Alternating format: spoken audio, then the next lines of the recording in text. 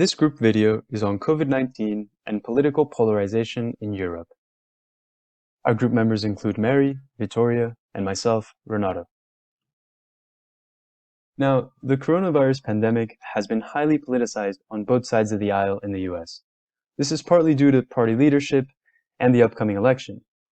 For instance, when President Trump speaks on COVID-19, the opposition from the Democratic Party is immediate and intense.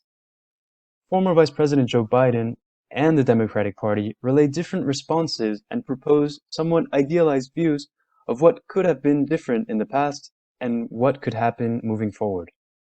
This narrow, two-sided debate results in opposition from both the government and individual perspectives, creating strong political polarization about a pandemic that shouldn't be all that political. In our research, we have found three possible classifications for the trends of polarization.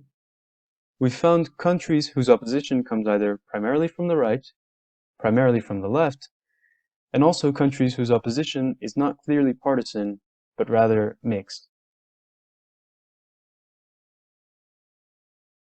First, we begin with the opposition of right-wing parties to government COVID response, which has specifically garnered criticism from parties like the New Flemish Alliance, a nationalist party in Belgium who has used the government's de-escalation plans mainly to argue that they reinforce their case for secession.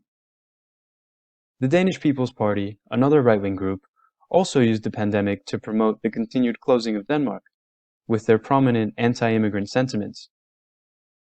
Similar opposing views can be seen from the Finns Party in Finland, the AFD in Germany, and several other right-wing populist parties throughout Europe.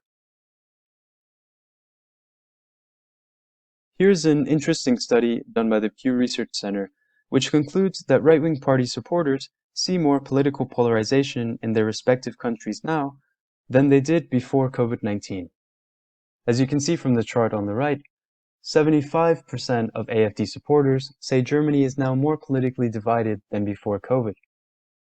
Similarly, the Swedish Democrats and the National Rally supporters also say the same about the political division in their respective countries. Now, to get a closer look at political polarization, we take the example of Spain, which The Economist has characterized as almost as polarized as the US. Now, the main opposition, the largest conservative party, Partido Popular, has accused the government of disrespecting fundamental principles of democracy and claimed that Spain is closer and closer to a dictatorial regime like North Korea.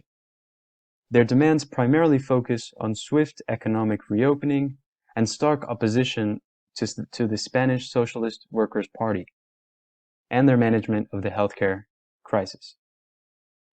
Stringent lockdown measures have led to a rapid rise in the popularity of Spanish right-wing groups. Even in the Spanish Congress, wearing a mask has been politicized.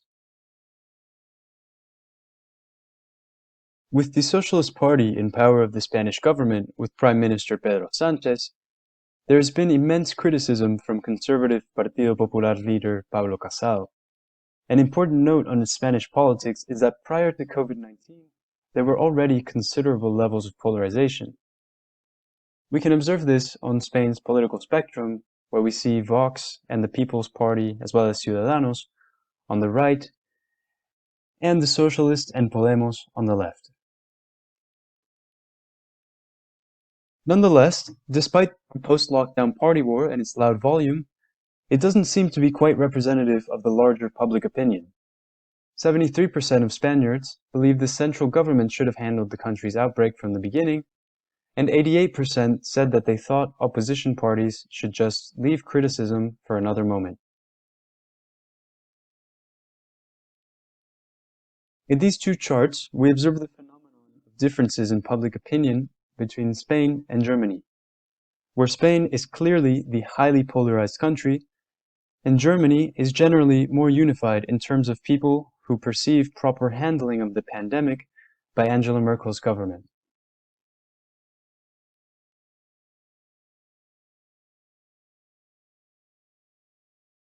Next, we're going to talk about political polarization, where the opposition is mostly from left-wing parties.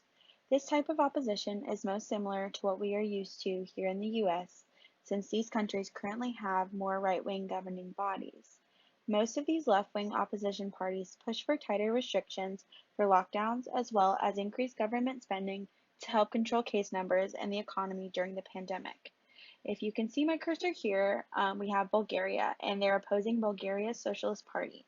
Corruption during the pandemic is a large reason for the current backlash of the ruling party. Both citizens and the president, alongside the opposing party, have also shown their disfavor of these new policies. In Ireland, the main source of opposition comes from Sinn Féin, where they argue that the country should enforce tighter restrictions than the ones currently in place. In Greece, the Syriza party has been most vocal about the state of emergency declared by the right. In Hungary's main source of opposition comes from the Democratic Coalition Party, also known and seen here as DK. But this is actually a very interesting case, and we will go more further into this. Polarization was high in Hungary long before the pandemic began. Prime Minister Viktor Orban and his political party, Fidesz, has been splitting the country apart throughout his entire time in office. Public opinion of Orban and his government has always been extremely disconnected, with about half supporting the Prime Minister and the other half staunchly against many of his policies. The state of democracy in Hungary has been fragile for years, but has the pandemic made things better or worse? Like much of Central Europe, Hungary has kept numbers relatively low in terms of COVID infections, and public opinion has shaped around that. Currently, Orban and his response to the pandemic have a 78% approval rating. Orban and his government have also seen an increase of approval ratings at 62%, up from 50% before the pandemic. These numbers do illustrate that the population does seem less polarized than before, but there are still many people and members of opposing parties that are concerned about how little Orban has spent on health care during the pandemic. And while many of these citizens of Hungary are supporting Orban, the opposing parties are facing challenging obstacles that are polarizing parliament even further. A special case. With Viktor Orban and his far-right party, polarization is almost inevitable. Over the years, there have been many policies in place that have weakened the state of democracy in Hungary. Elections that are often rigged, state-controlled press, and a strong two-thirds majority hold in parliament are some of the ways Orban has been able to slowly take full control of Hungary. These moves have caused divisions within the rest of the parliament against this government, as these opposition parties regularly see their power being slowly taken away. Recently, as a result of the virus, Parliament has passed a bill that suspends any elections or rule of law for an indefinite period. On top of the complete deterioration of democracy that this bill has brought about, the government used this bill to suspend spending on municipalities that are ruled by mayors of an opposing party. This is just one of the ways that Orban is slowly eliminating polarization by eliminating opposition. On top of this decree, one reason where we may not get a full picture of polarization and public opinion is from the state-controlled media, who, through this bill, can jail anyone they deem spreading quote-unquote falsehoods about the coronavirus. The final area of commonality that we found is where there was mixed government opposition that was not clearly partisan. These countries include Austria, France, Poland, Cyprus, Estonia, and Portugal. A good example of this phenomena is France. Since the pandemic, there has been national disunity and hostility towards the government, with the growing unpopularity of President Emmanuel Macron. This opposition has come from all sides of the aisle, from the left and from the right. Left-wing parties criticize Macron for relaxing lockdowns, saying that his plan was unclear and risky. Right-wing parties also oppose the government's health and safety measures. Marine Le Pen, the far-right National Rally leader, said that the government is lying about everything.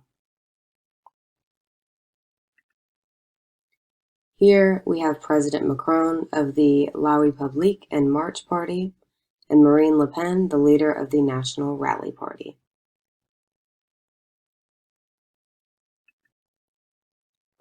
Here are some statistics concerning public opinion on the polarization in France due to COVID-19.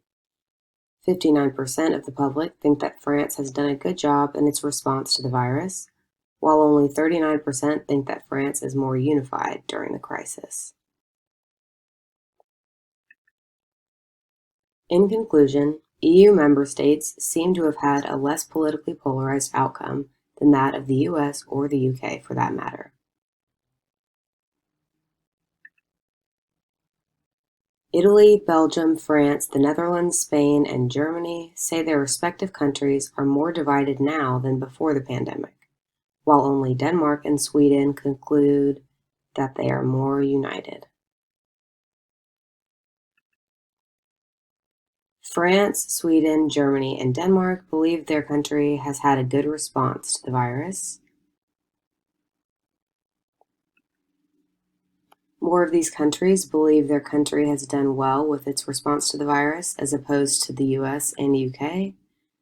It also seems that the notion of global cooperation during the virus is not as partisan among these EU countries.